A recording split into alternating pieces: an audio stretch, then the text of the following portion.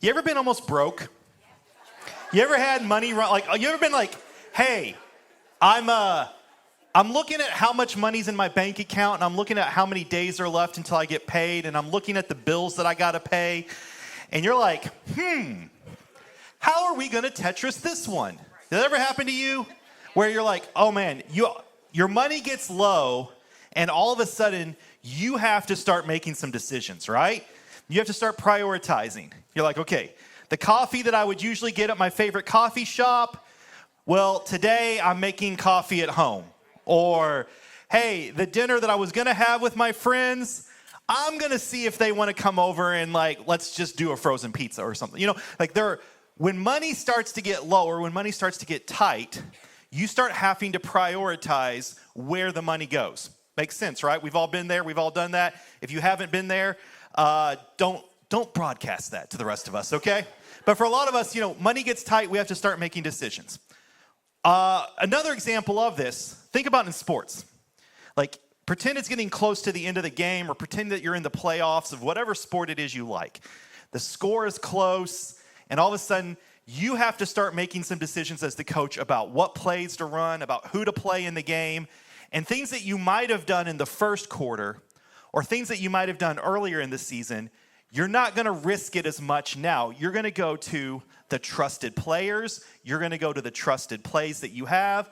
And you're going to put the ball in the hands of the people that you trust to actually deliver when things are tight, right? We've all seen situations like this where we have to prioritize because something is happening where options are just not as available as they once were.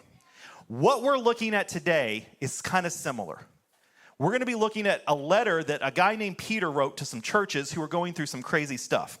And since this is the last week of our People series, next week we're going to be starting something new. We're going to be looking at the things that are most important, okay? When the decisions have to really matter, what is actually most important? So if you have a Bible, we're going to be in 1 Peter. We're going to be in 1 Peter chapter 4. If you have a Bible or a Bible app, we're going to be looking at that. If you don't have a Bible and you would like one, stop by our Connect counter after the service. We think everybody should have a Bible so you can take notes, mark it up, do whatever you want.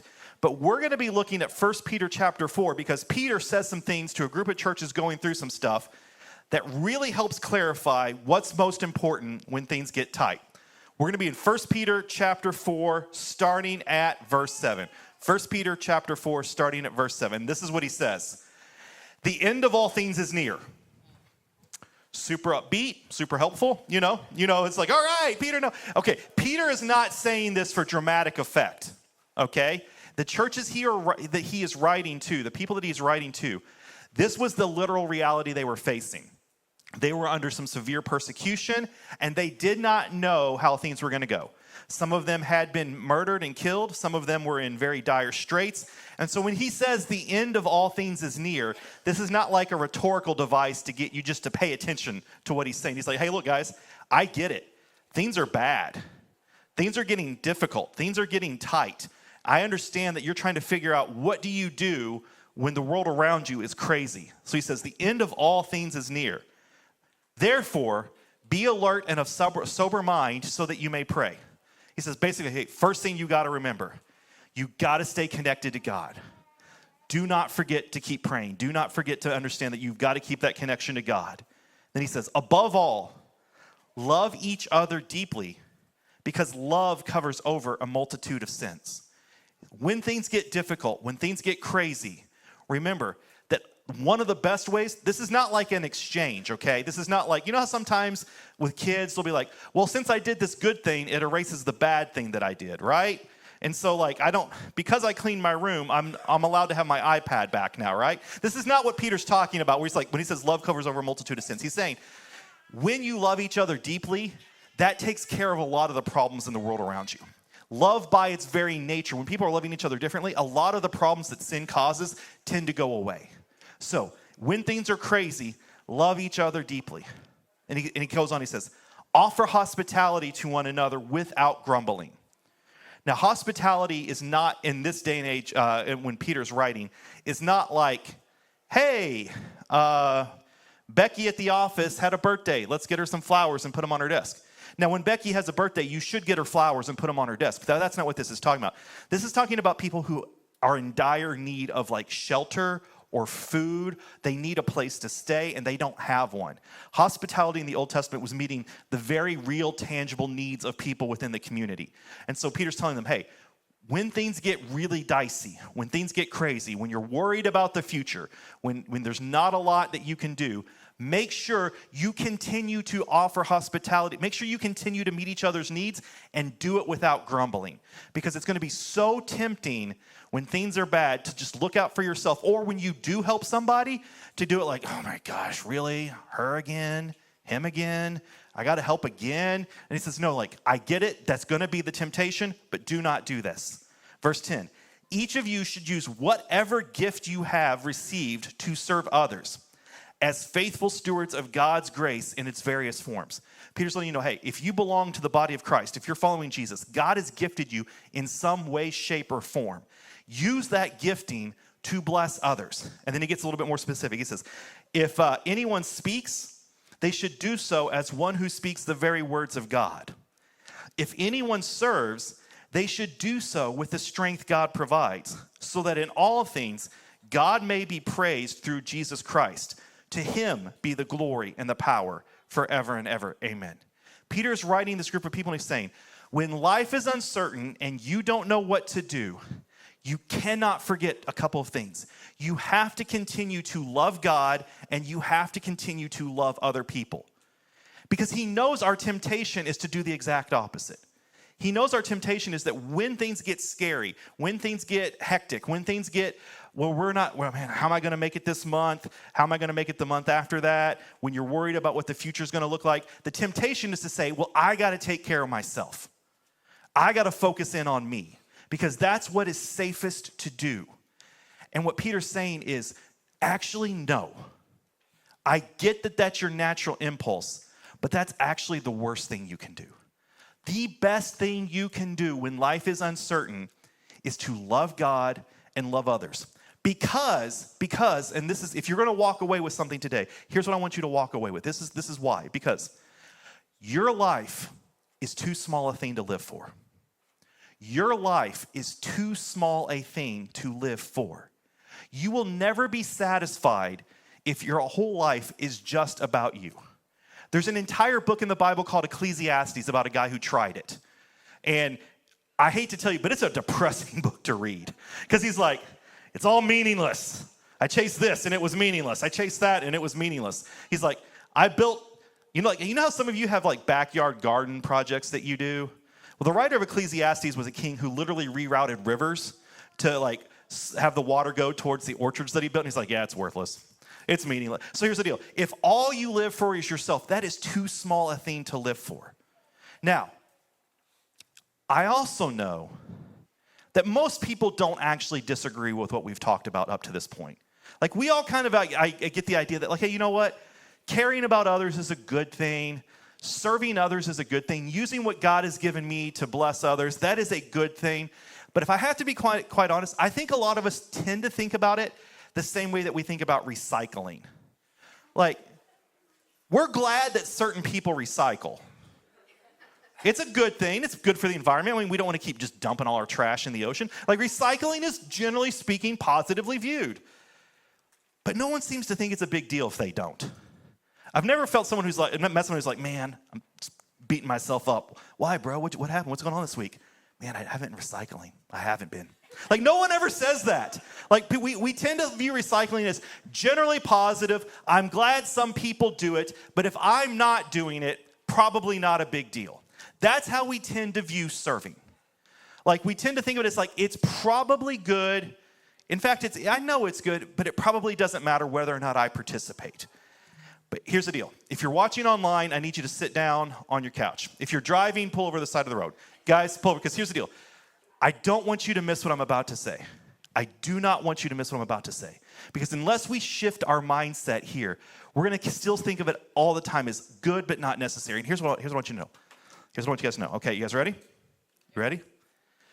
What you want most is found through loving and serving others.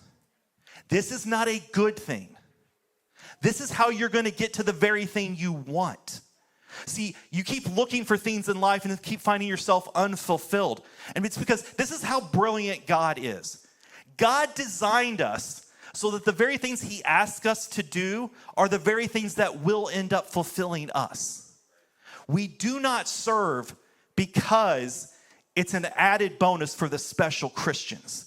We serve because it's what brings us the most life. When we love and serve others, we find exactly what it is that we are looking for. Now, some of you might still be skeptical, and you're like, well, prove it, Jeremy.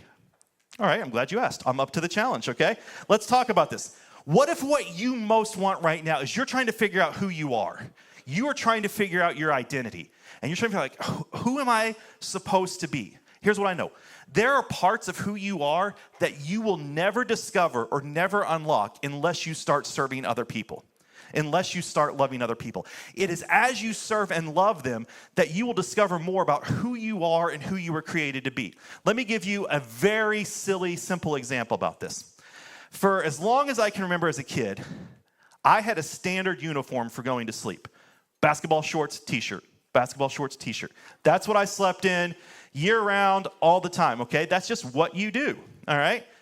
Then I got married, and my wife, Kim, introduces me to these things. Have you guys ever heard of this?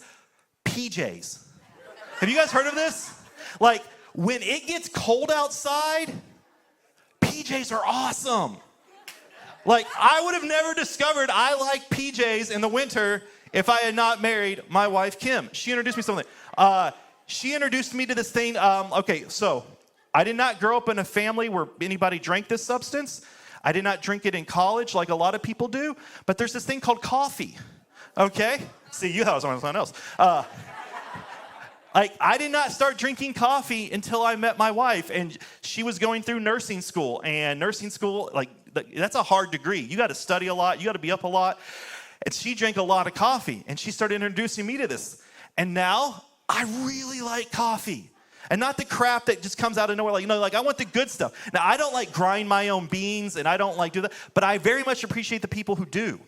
And so, last week, my wife made me this pumpkin cream cold brew, and I took a sip of it. I was like, this is better than what they have at Starbucks. This is so good. She made it at home in our kitchen, and I'm like, I would have never discovered that I love that stuff if my wife had not introduced me to it.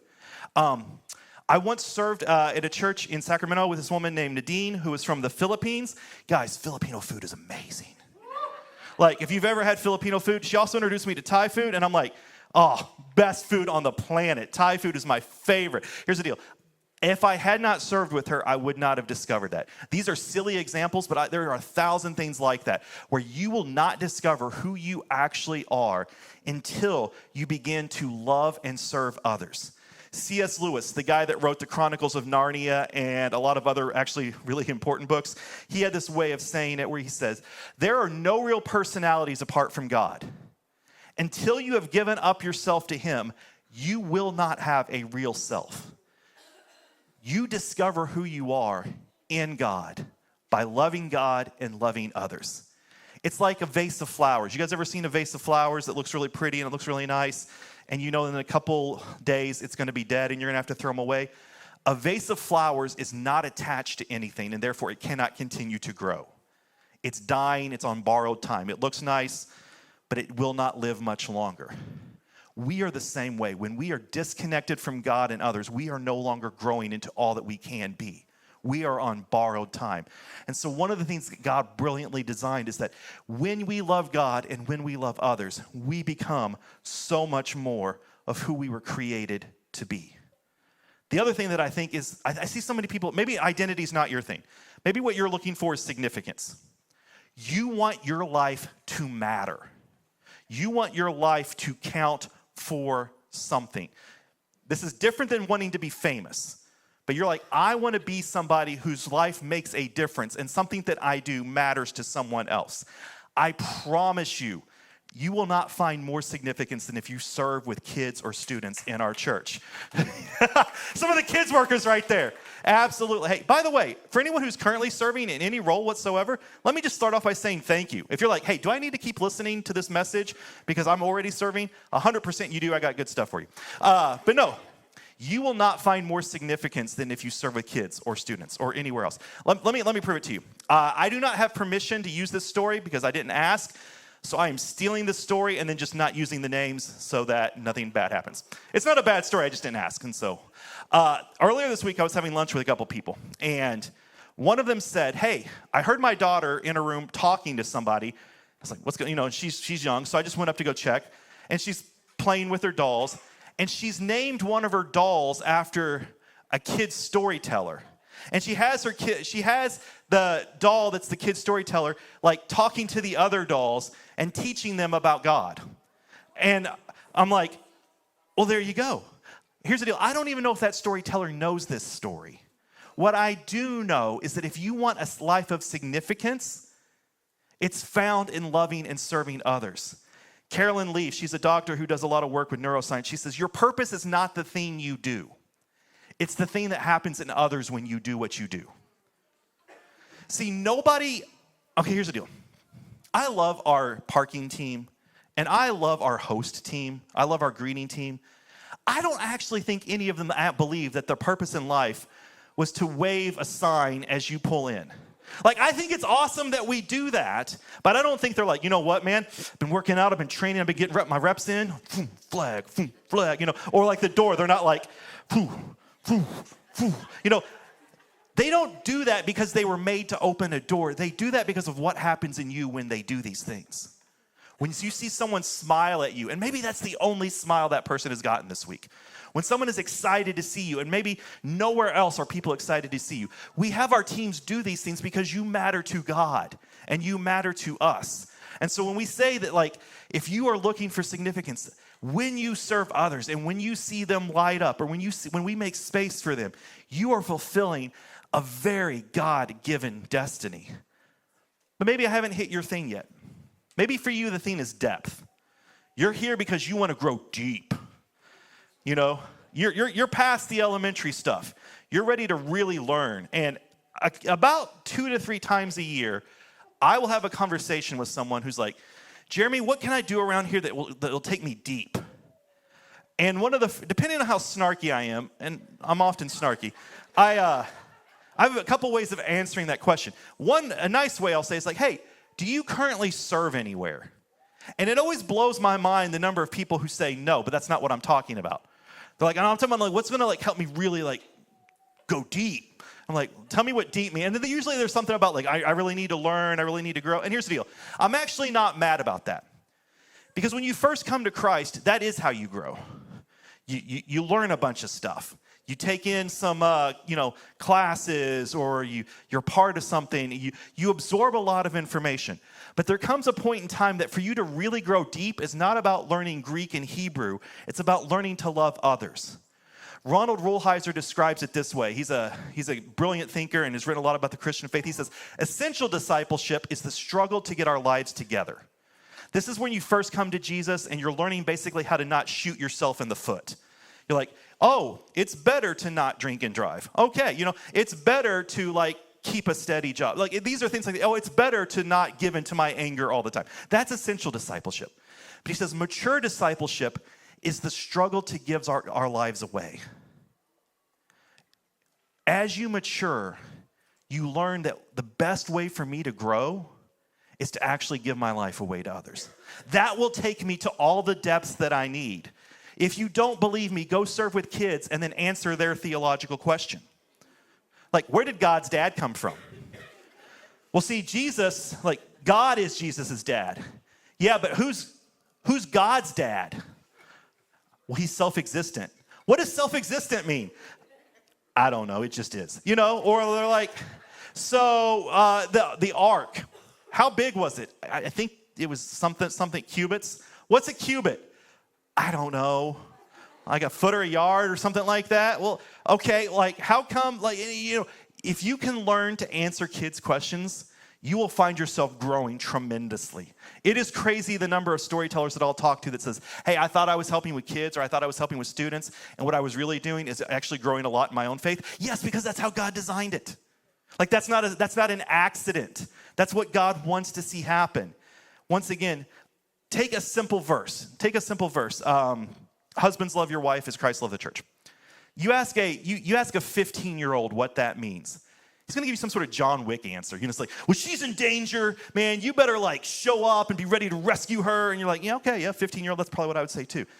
Ask a guy when he's 30 though, and like you got 2 small kids and no one's getting any sleep. What it looks like to love your wife as Christ loved the church. Or ask a guy who's in his 70s, who's been through some stuff with his wife.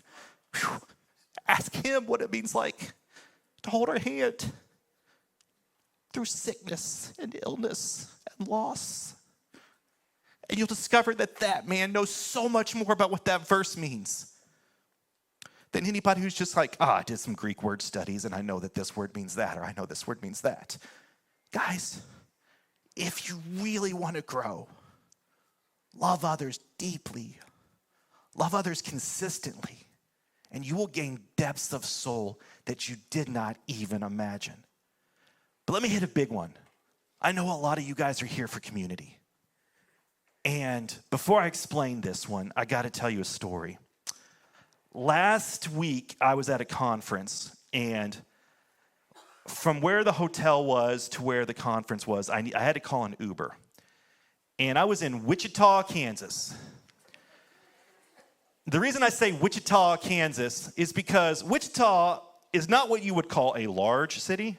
Like, their airport has 8 total gates. Like, not 8 gates on one wing or something. No, 8 gates total. There are 2 restaurants in the airport. One of them is a Chick-fil-A, and I have flown in there on a Sunday before. And so you're like, all right, guess I'm doing the other one. And so it's Saturday about 7:30, 8 in the morning. And so I call up, I pull up the app, Uber app, so I can get a ride to the conference that I'm going to. And it tells me it's going to be like 25 minutes. I'm like, what? Like, if it's 2 a.m., I get this, okay? But apparently there's like one Uber driver for all of Wichita. And so I have to wait like 25 minutes. And then I get a call before he's there. He's like, hey, I can't find where you're at. And I'm like, I'm literally right outside the door of the hotel at the little pickup spot. He gives you this little spot. I'm standing right there. He's like, well, can you walk where you see me on the map? I was like, yeah, okay. And so I walk like 2 blocks and I pick him up. Dude, this guy was like 90 if he was a day. And no offense to anyone who's 90 and still working. I'm like, good for you, man. But I'm like, oh my gosh. So we start driving, and apparently he is not aware that like 40 and 50 are numbers that you can drive. Like, you can go that speed. And we're just driving along, and he's just out for a Saturday morning drive, and I happen to be with him. I'm like, I got to get to this conference, man. We pull into where the conference is, and we are like a hot minute from where the building actually is. But he's like, hey, I know I can turn around here. Can I drop you off here?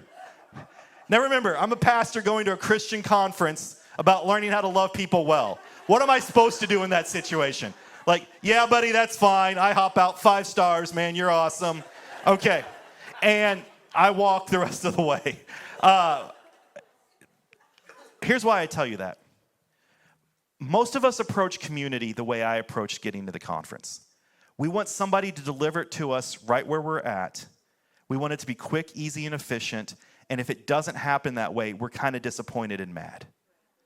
Most of us, when it comes to community, we really want connections with other people. We really want relationship with other people. But we have a Netflix and DoorDash approach to it. Like, I want it when I want it, as I want it, delivered it to me exactly when I want it. And if it's not that way, I feel like it's not really that good of an experience. Like, did I have to rent a car for my trip? No, I didn't have to. Because of like Uber. Did the guy actually get me there? Yeah, he actually got me there. But because it wasn't exactly the way I wanted, in the way I wanted, I felt like, this is not good. And so many of us are like, I just want people in my life. You're going to find so many people when you start serving with other people. You're like, why won't they just show up for me? They absolutely will when you're actually connected to them.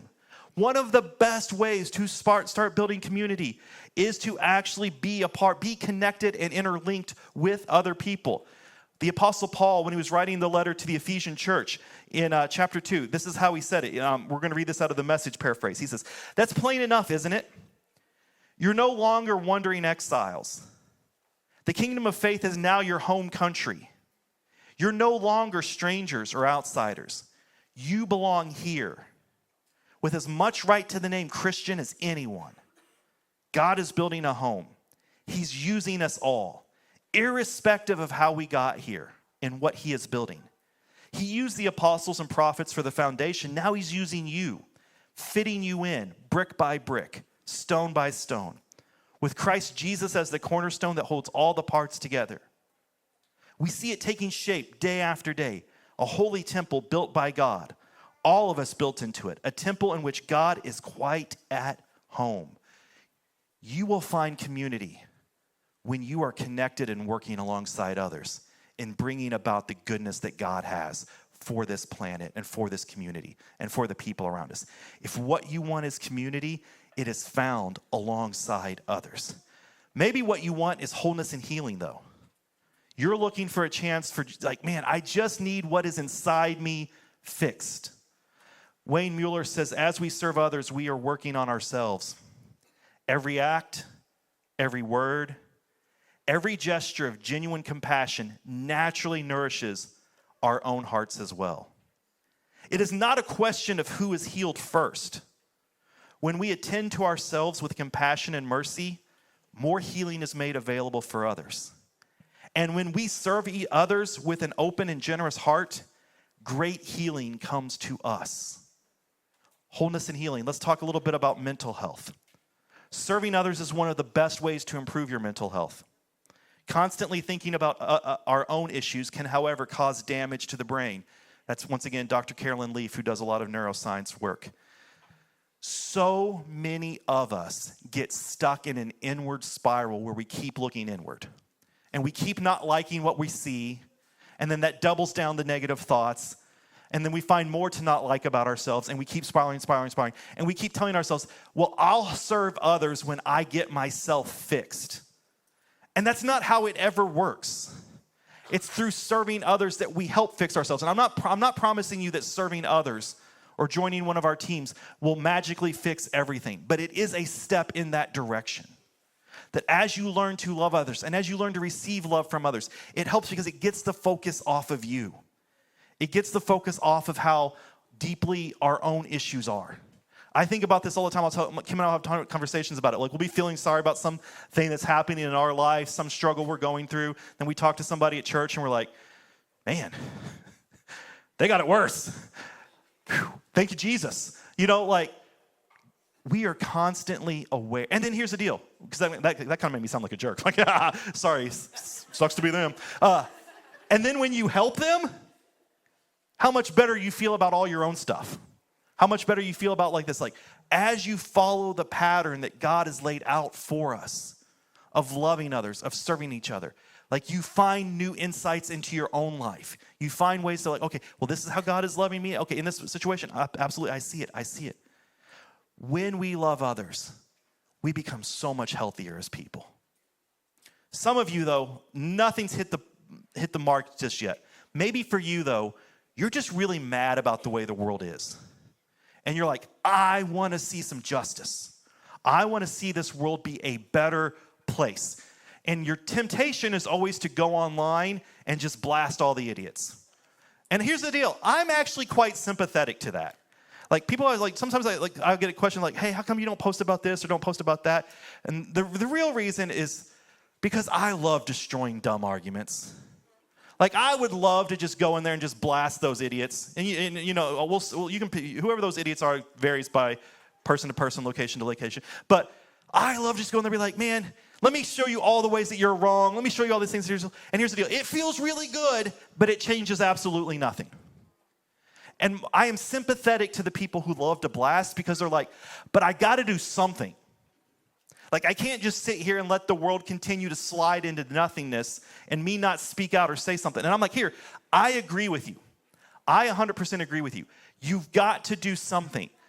But we're not changing anyone's mind online. We're just making them think that we're more of an enemy than we already were. Like, the fighting just continues. I heard this said, and nobody actually knows who said it first, but there's this quote that says, it is better to light one candle than to curse the darkness 1,000 times. And for so many of us, we do not like the way the world is, but we have no way to light a candle. We have nothing that we're actually doing. We're just cursing the darkness. But I promise you, as you learn to serve, you light a candle for other people. When you learn to care for someone else. Like, think about this. Where else in the world can someone show up of any nationality, any background, any socioeconomic status, any whatever the thing is, and be fully loved and accepted and given a place to belong and given a way to contribute? Like, the church is the shining light of the world. And the more we love each other here, and the more we cultivate a space where that happens week after week, day after day, we are showing the world an alternative to the way that it tries to approach things. All the things that you get angry about are undone in Jesus and his love for us and love for others. But I also know a few other things. I also know that anytime we have a talk like this, that the lies start to whisper and the fears start to whisper in the back of your head. Because you're like, oh, this sounds really good. This sounds really good. But I'm not exactly sure that this is for me. And there are three primary lies that I think whisper to us. Three lies that fear will whisper to us. And the first one is this: I would love to be a part of this, but I am too busy. I told you that was a lie, so let me say it as bluntly as I can. If you say I am too busy, you are lying to yourself. Now here's what I didn't say. I did not say, if you say I am busy, you are lying to yourself. We're all busy. You ask my 7-year-old son if he's busy, and he'd be like, man, I had to go to school today, and then do some homework, and then I had to play. It's always funny at the end of the night when it's time to put him to bed, he's like, but I didn't get to do anything I wanted to. And I'm like, bro, you've been playing your iPad for the last 45 minutes. What do you mean you didn't get to do anything? And he's like, I also wanted to do this. I was like, everybody's busy. Everybody is busy. But when you say I am too busy, you are lying to yourself. What you need to honestly say is, I don't actually think this stuff is important, and I am choosing other things instead. Because that's what's actually happening. You're choosing the 90 minutes of doom scrolling on Instagram before bed as being more important. You're choosing things that do not give you life and saying, well, that's more important. See, once again, this is not an extra for the special Christians who go above and beyond. This is the way to get to what you actually want. And when you say I am too busy, what you're saying is, I'm going to keep kicking down the can on my life. I'm going to keep kicking it down the road. I'm going to keep saying that eventually, someday, maybe. But if what you really want are all these things that we've talked about, wholeness, healing, community, a sense of purpose, belonging, identity, if those are the things that matter, then you're not too busy. You're just doing things that are never going to pay off. You're doing things that are never actually going to work. The other lie that I think so many people tell themselves, or that fear will whisper to them, is that I am unqualified. Let me tell you, there's a book that I read many years ago, and it was called The Patient Ferment of the Early Church. Boring title, don't worry about it. But it basically was about how did the church grow after basically the book of Revelation. In those first couple hundred years where we don't have a lot of information, there's no books written, it's like, how did the church grow? And this is what the author wrote. Ordinary Christians, they were the key. It was anonymous Christians, not the officially constituted leaders of the Christian communities, who were primarily responsible for Christianity's spread. Lay Christians traveled to new areas and established churches. What caused ordinary Christians to get involved in this? Often it was work. Christians followed their business opportunities or the imperatives of their jobs by moving from their home areas to new areas as merchants, artisans, doctors, prisoners, slaves. Ordinary people with ordinary jobs were responsible for the spread of Christianity for the first 300 years of its existence. Once again, these were not people trained in professional Christian skills. These were people who had jobs, and their job said, hey, you're moving to this new town now. Or, hey, you got to go here. What did it say? Prisoners and slaves. Who has less freedom and less control over their life than a prisoner or a slave? And yet God used them in mighty ways to change the course of human history. When you say I am unqualified, you have to understand There are no qualifications. Like, do you love Jesus? Cool. God will take care of it. He'll figure that out for you. Once again, like, being on our greeting team, hey, how's it going? Like, it's probably helpful if you're an extrovert, but if you can do that, you're qualified. Being on a lot of our teams, like, we will train you on these things because, once again, it matters. It's not about you. It's about the people you're serving. You do not have to worry about being unqualified. God is never dependent upon human qualifications, and it's a good thing, too. The third thing that I see people sometimes say is it costs too much. The fear says it costs too much. And this is kind of a variation of I'm too busy. But we think that there's this extraordinary demand that we're asking of people. And fear is like, oh, you better not say yes. All of a sudden, your entire life goes away. And with a few exceptions, like the band in production is a different animal. But most of the roles that we ask people to step into, it's like 3 to 4 hours a month total. Now, we did the math in first service. There are 720 hours in a month. 3 to 4 hours is 0.5% of your month. Basically, let me say it another way. 99.5% of your month, you can do whatever you want. And so when you're saying, oh, it costs too much, it's like, actually, no, it doesn't. Like 3 to 4 hours a month can help change someone's life. But here's the deal. If you have been coming to Soma for a few days, a few weeks, a few months, and you love the vibe here, you love how people are treated, you love what's going on, you need to understand that that is not accidental. It didn't just magically happen. This is actually written into the very core values we have as a church. If you go on our website, you'll be able to read them all. But one of our core values is this value that everybody plays. And from the very beginning of our church, this has been a part of it. And here's what we say when we say everybody plays. Once again, you can find this on our website. It says, we believe that the church is a Soma, which is the Greek word for body. If you wondered why we call it Soma City, this is where it comes from. We are the body of Christ, made up of many parts. And we believe that each and every diverse part of the Soma plays a critical role in the mission of the church. We believe that Soma City will only reach its full and unique potential when everyone is fully engaged in humble acts of service to Jesus, each other, and our city. The good news is there is no greater investment we can make with our lives than locking arms in service to Jesus, each other, and our city. Everybody can't play the same role, but everyone can play a role. And while everyone won't serve with the same capacity of giftedness, everybody gets to serve with the same posture of servanthood. Since Jesus served us, we don't believe anybody is too big or too important to serve others. And since Jesus created us, we don't believe anybody is too small or too weak to play a critical role on the team. No role is beneath us, and no sacrifice is beyond our reach as we pursue friendship with Jesus and others.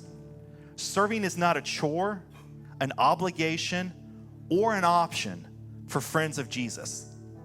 It's worship, joyful privilege, and a way of life for friends of Jesus.